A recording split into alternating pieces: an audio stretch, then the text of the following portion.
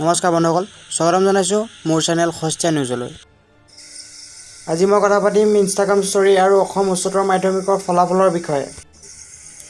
আজি লিলিমাই official Instagram পেজত কণপিত নামৰ নতুন গান এটাৰ পোষ্টাৰ লঞ্চ কৰিলে। অহা 19 জুন তাৰিখে ইউটিউব চেনেল টিডিবি মিউজিকত গানটো ৰিলিজ দিব। গতিকে সকলো টিডিবি মিউজিক চেনেলৰ সৈতে জড়িত হৈ থাকক। যিসকলে চেনেলটো ছাবস্ক্ৰাইব কৰা নাই ছাবস্ক্ৰাইব কৰি লওক, যাতে তেওঁলোকৰ নতুন গানটো শুনিব পাৰে। Stay tune. এতিয়া কথা পাতিম নেক্সট নিউজটোৰ বিষয়ে। অহা 25 জুন তাৰিখে অসম উচ্চতৰ মাধ্যমিকৰ ফলাফল ঘোষণা কৰা হ'ব। পুৱা 9 বজাত 15টা ৱেবছাইটত ফলাফলসমূহ উপলব্ধ হ'ব। 2020 বৰ্ষত মুঠ 2.34 লাখ পৰীক্ষাৰ্থীয়ে অসম উচ্চতৰ মাধ্যমিক পৰীক্ষাত অৱতীৰ্ণ হৈছিল। সমগ্ৰ অসমৰ 772টা পৰীক্ষা কেন্দ্ৰৰ পৰা পৰীক্ষাৰ্থীসকলে 30% পালে পৰীক্ষাত উত্তীৰ্ণ হ'ব।